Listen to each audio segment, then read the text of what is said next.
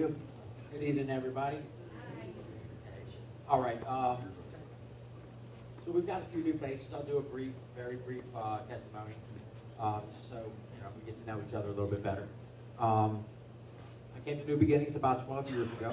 All right. I was badly addicted to crack cocaine at the time, and was a complete pagan. I had no interest in becoming a Christian. All right. Over the years, I've been able to get clean. I've been able to clean up my life. I've been able to accept Christ as my Savior in our church due to some of our music that we were having at the time. And many of y'all have heard the story, so I'm not going to dwell on it too much. But I'm grateful as well to be involved in this church, and I love my life here with New Life Ministry. All right, so recently, the last few times that I've spoken up here, we were talking about just us Christians that are fairly new to it, how to take our next steps and how to just become better Christians, better people, And tonight I'm going to talk about fellowship. All right, now this is something that a lot of newer Christians have a hard time dealing with because they've got their old friend groups, they've got their old text messages, back and forth, or Facebook messages with their old friends, and and that's fine. But you gotta, at some point, you gotta think it through and kind of build a new core group. All right, if you really want to grow as a Christian. Okay? Now there's many scriptures concerning this. All right, but my time's limited, so I'm just going to focus on one in particular. All right, that's Acts 2:42. This was Luke writing about a sermon that Peter had preached on the day of Pentecost, speaking to a large crowd. On his day, 3,000 people were saved, converted and baptized. I mean, that's just amazing. Can you imagine 3,000 people? I think I've seen videos of like in China and some other countries where this has happened, but this was like the first big, mass baptism and saving of people. All right, so Luke wrote that Peter had said, after all the saving and the baptizing and everything, they devoted themselves to the apostles' teaching and to the fellowship, to the breaking of bread and prayers. Okay. Now, one of the big things back in the old church, the original church, was that they hung out together. And that was their form of worship. They talked about God. They talked about what happened when they were with Jesus, and passed these things along. They eventually wrote the books, that we have now, the guides.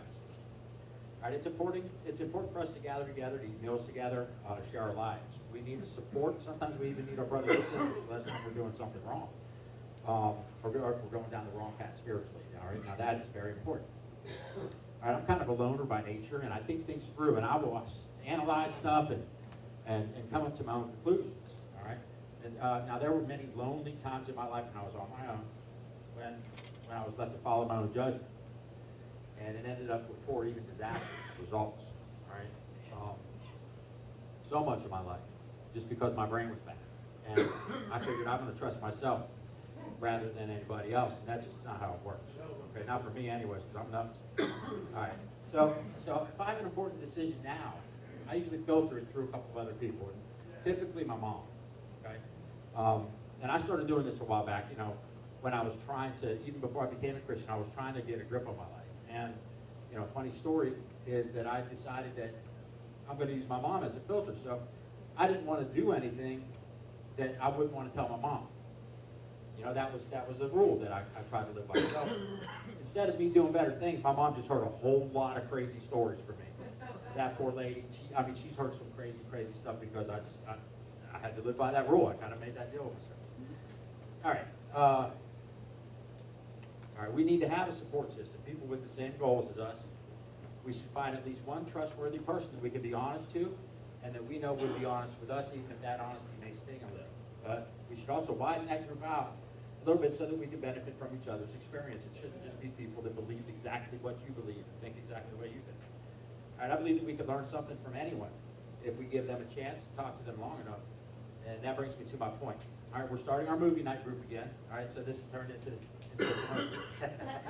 all right, a week from this Friday, we're done with the Chosen series for now, and we'll be focusing on Christian movies with a brief study to go along with it.